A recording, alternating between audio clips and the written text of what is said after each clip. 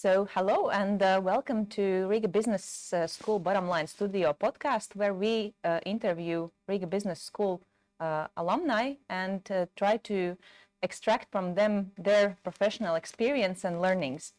And my name is Elina Tiliba, and I'm the host of today's episode. And with me in the studio today is Riga Business School MBA alumnus and Business Development Manager at Sadales tīkls, Haralds Millers. And the topic of today's conversation will be on energy sector changes and how these changes impact other sectors.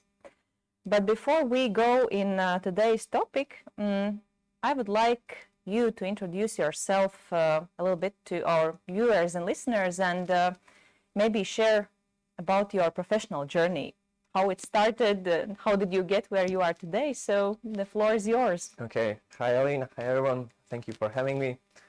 Energy sector, obviously, when I was growing up, wasn't the thing I was dreaming about when I was growing up. It sort of happened for me because after high school, I had pretty good grades, so I wanted to go inside entrepreneurship, finance, or economics. But at that time, I consulted one of my mentors, who was a close family member of mine, and he said to go study engineering. You can always add your education in masters for the entrepreneurship side. So I went to RTU, finished bachelor's there, finished masters there, and while I was in bachelor's, I already started working more in energy construction projects. The largest one for me was a CHP reconstruction, CHP2 reconstruction in Riga. After that, I had some experience in sales, and then in product management, and now in new business development. So. Okay. And if you look back at your professional journey from your today's perspective, where you are ready today, maybe what is some piece of advice you would like to give your younger self? Okay, definitely would be pace myself, because after high school you want to do everything at once. Like you want to study, you want to still have those hobbies you had in high school and work. And that takes a lot of time. It's stressful. It's mentally stressful also. So I would say pace yourself, enjoy the process, enjoy the learning, go on Erasmus, enjoy the working, enjoy the colleagues around you, enjoy the project, and yeah, that will be more valuable for you in the long run. Okay. And have you learned to enjoy the process now better? I would say kind of, but yeah, I have learned from my mistakes. Okay. And so far, what do you consider as your most exciting project you have been part of in your career?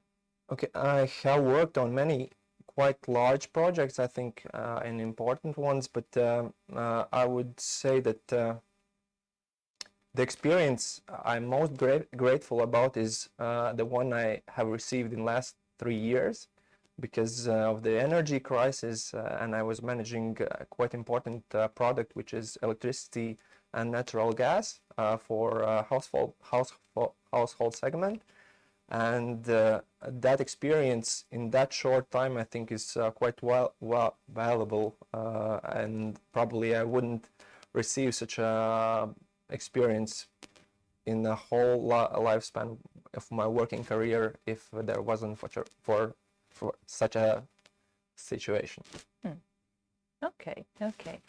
And as we are starting to slowly transition in our today's topic, I'm just curious how exactly like your daily work day looks like. Okay. Obviously, every morning starts with planning. Not only morning, usually it's on a Monday or on a Sunday's evening. I plan my whole week. Then on in the morning I plan the whole day, what I'm going to do, if I have any meetings or I have any emails or something like that, and then we go with the flow. If something changes, just adjust, and so on. Mm. Okay, okay. And so far in your career, what do you see as maybe some leadership challenges that you have experienced, and maybe also how you have overcome them? Yeah, I think the problem that I see, not only for me, but also working with large projects that has many stakeholders or parties inside the project, is that there are parties or stakeholders that are not informed about the project or product or some changes, especially if it is something new. So I think that it's quite important for the leader or the project manager to take everyone in, like, whether it's a kickoff meeting or something else, and to say why this is important, why are we doing this, why are we here, and what is each of us, our roles here. So I think these are the main leadership mistakes that I have seen for myself and I have seen for others. But I think the solution is probably just speaking out and telling the importance for the project and for each of the members. Okay, and if we go already in the today's topic, energy crisis, such loud words. Maybe you could, in your own words, just describe what are the main changes the energy sector has faced in these last couple of years. Okay, I'll maybe divide this question in two parts. One will be this energy crisis that has happened for like 3 years now because of the increase of prices, Russia invading Ukraine. And I won't focus on that as much as maybe on the energy transition part. Okay? Then if we want to talk about this, then I'll give a small intro about it. You know that there are like many megatrends that are happening around the world that change behavior, how we work, how businesses work, how people consume things, etc. Like AI, digitalization, etc. One of these is global warming. For example, there are estimates that if we consume everything as we do now, and businesses work as they do now, the environment the temperature will increase by one degree Celsius. Yeah, and that's why currently Europe is making this policy called the Green Deal. They've been working for this deal like since 2019, and basically what it means, it's reducing the greenhouse gases till 2015. So we are climate neutral, taking a baseline in the year 1990. What it means, there are many tasks and that needs to be done, but I think the largest focus is on energy efficiency, how we use energy, and focusing on electrification. Basically, use more electrical products than products that use other type of fuels, and emit more greenhouse gases, and switch to more renewable energy generation. Generator. And so yeah, these are the main things that have been happening at the moment. What else I wanted to tell you? Actually, I have a question. If yes, yeah, please. Yeah. So how is Latvia currently doing with implementing these requirements, which which Europe has So, set for us? yeah, actually Latvia is doing pretty well at the moment because we kind of had a pretty good starting point because of the renewable sources that we have, Daugava, because we are producing a lot of energy from it. But we still have a lot of work to do because, for example, for electrical vehicles, still we're way back comparing ourselves to, for example, Norway, Netherlands, and etc. But currently, the new Ministry of Environment and Energy is making a climate plan, and it will basically have this strategy, how will each industry implement these changes so we can reach this goal to be climate neutral by 2050. Okay. And what are the main changes for the industries this implies? I think the most we have to divide. We have to look at five main sectors, which are households, transportation, manufacturing and construction, energetics as itself, and other sectors. Because each of it has slightly different changes to implement. Because, for example, transportation sector uses a lot of energy, oil fuels such as gasoline, diesel, etc. So their main focus would be to switch to more friendly vehicles such as electrical vehicles. But if we look at other sectors such as construction, manufacturing, and households, then the main factor for energy use is that they use a lot of heat. That means that we need to find tools or resources.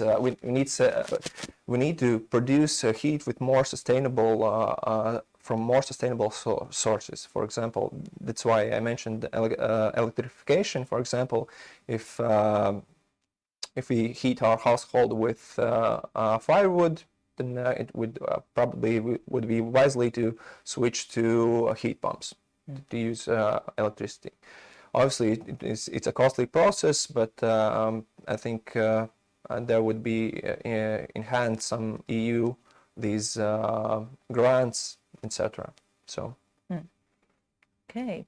And what do you currently see as the biggest challenges for these sectors as they're implementing these changes necessary?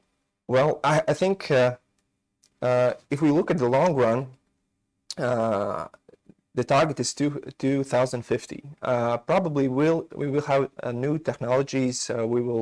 Capital will be there, but the problems will be with the human capital or people, because currently in Latvia's population is 1.9 million people.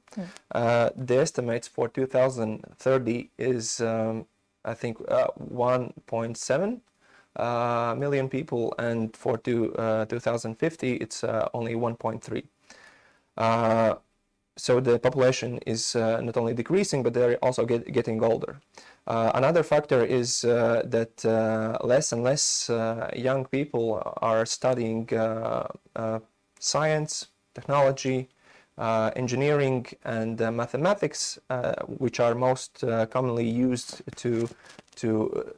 these knowledges are most commonly used to develop new products and use this transformation. So this will be a high problem, because all these companies, all these implementers will fight for the same capital, human capital. Okay. And as I'm assuming that, yes, there are some business owners who are watching us, some potential students, but all of us, we are like individual people. So what do you see as the main things that maybe individuals and each one of us should prepare in the future? Yeah, I think that all of us learned a lot from the last 2 or 3 years, because the utility bills were quite high. Let's say more. That means that we have to take into account that there will be we have to if we are buying or implementing things in our homes or in daily lives, we have to think more sustainable. For example, for how long I will use this product, or for how long I will, I don't know, for or how to say, Sustainable? well, the first thing is, for example, if I'm buying a home, I have to see what kind of heat is there. Can I implement something new there, more sustainable? Because to reach these goals, probably each of us will pay some kind of increase in taxation. Probably will be implemented by government, or so we have to think more sustainably and more in the future. So implement more, newer technologies that are more efficient, consume less energy, and are more environmentally friendly. So I think this would be the main advice I would give. Okay. And from one part, this all seems logical, but still on the other side, I still see that let's say a lot of people are still thinking about just more about today rather than, okay, so Yeah, of course. how can we live more sustainably for the future? So I don't know, maybe what are your ideas? How could we increase this general awareness for people that it is really important to think long term? Well, I think that companies have really done a good job for the last 2 years putting out information about what's inside their electricity bills, what's inside their utility bills, etc. How energy markets work, why are we there? So I think information is there in the media, in social networks. We just have to find it, read it, and use our critical thinking to be more aware about these things happening right now and to plan ahead. Because it's easy to live for the moment, but you know, when these situations as last 2 years come, then this is where preparation helps. Okay, and as you are also following the trends and following the technologies, and if you imagine the craziest future, okay, with the technology. Crazier than now. Yes, crazier than now, taking into account all the artificial intelligence and technologies. So what do you see, for example, in energy sector, let's say in 20 years, the craziest possibilities that come to your mind? Well, AI is definitely a big trend now, and it will be for foreseeable future, but for energy sector also it will be a huge it will have a huge impact.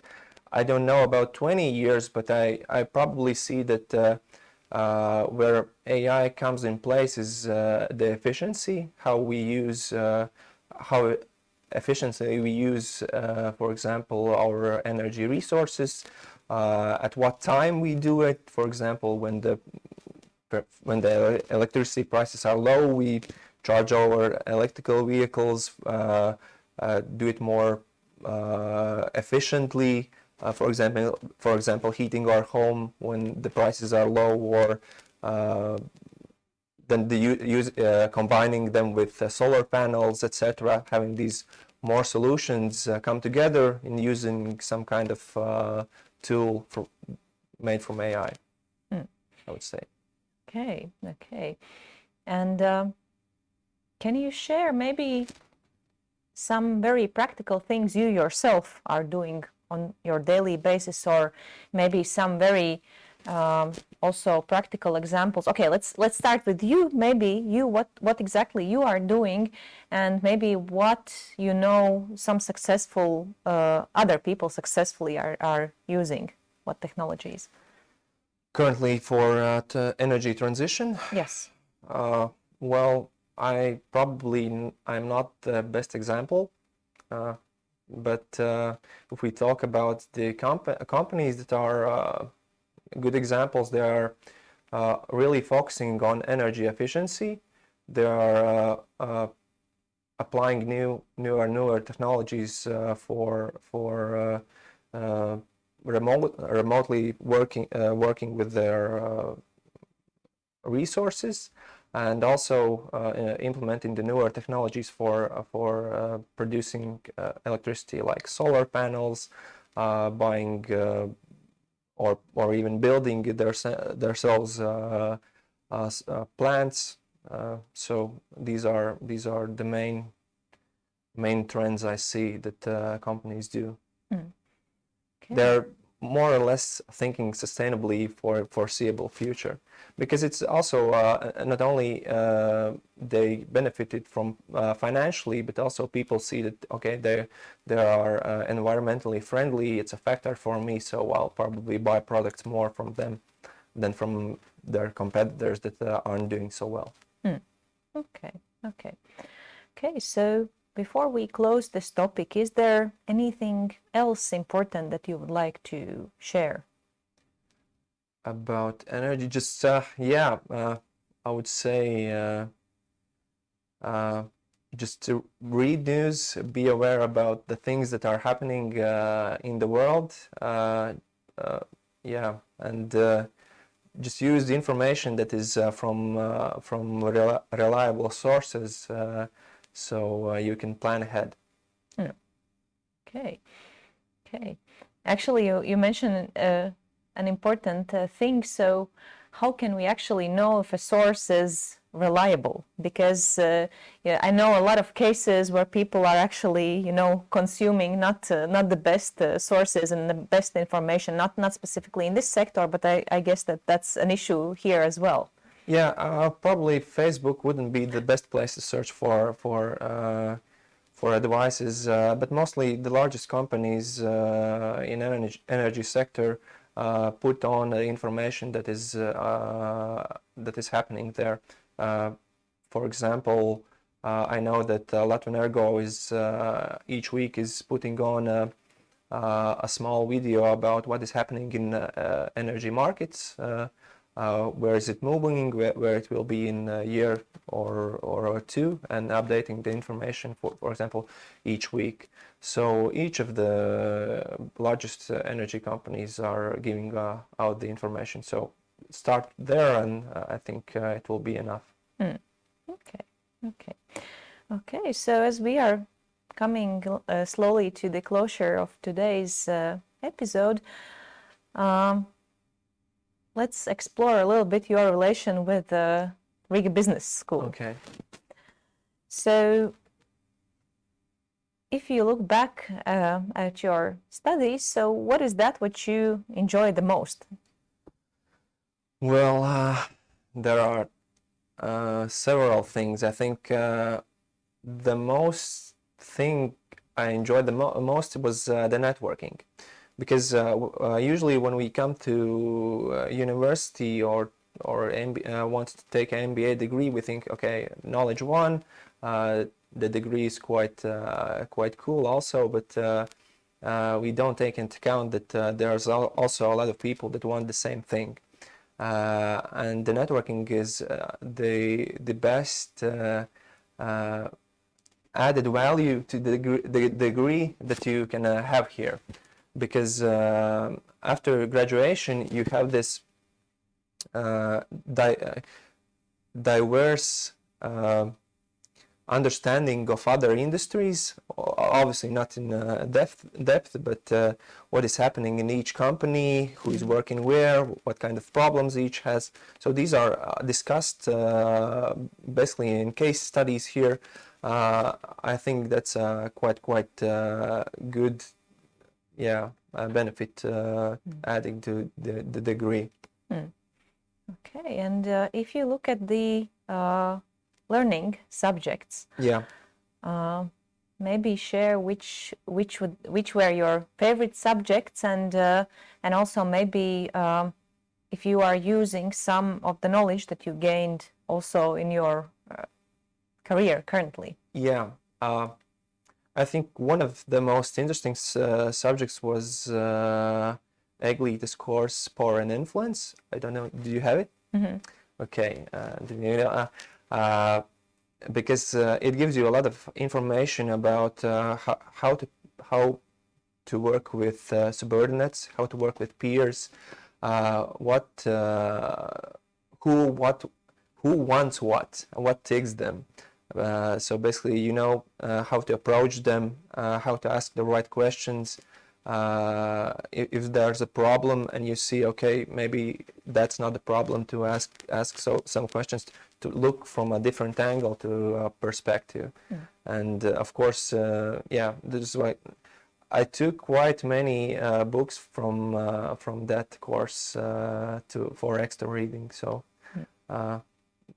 I use it daily. Not daily. I'm not using it daily, but I when I see something happening, I say, okay, that's that.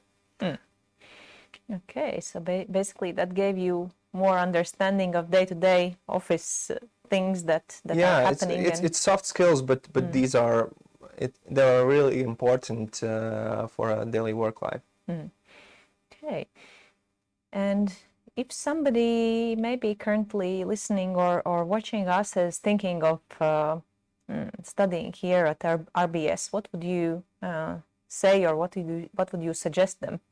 Go for it. Yeah, because RBS is definitely one of the best business schools here in this region.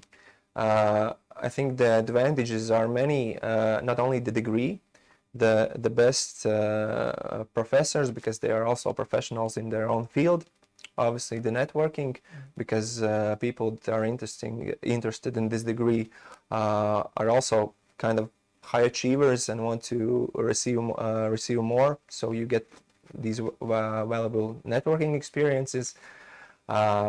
The program is always developing. I know that there's many IT background related courses added, which I think would be quite beneficial for me now also to take them. And yeah, that's I think the main key factors. And also there's a mentoring program which I highly recommend, because I have participated in, and I still have good connections with my mentor. So yeah, use it. That's all. Okay. So as we are closing our today's episode, any last thoughts? Anything you want to share to our viewers and listeners? Oh, well, I can't imagine something that's not already said. But just, yeah, if you want to study here, just go for it. There's open days where you can receive information. And if we look at the energy sector, yeah, there probably will be a lot of changes. And just watch news, take quality information, and plan accordingly. Okay, so thank you, Haralds, for the conversation today, and for those who enjoyed this episode, you can find many more in Riga Business School YouTube channel, and also on podcast streaming apps under the name of Bottom Line Studio Podcast. So thank you, and see you in the next episode. Yeah. Bye.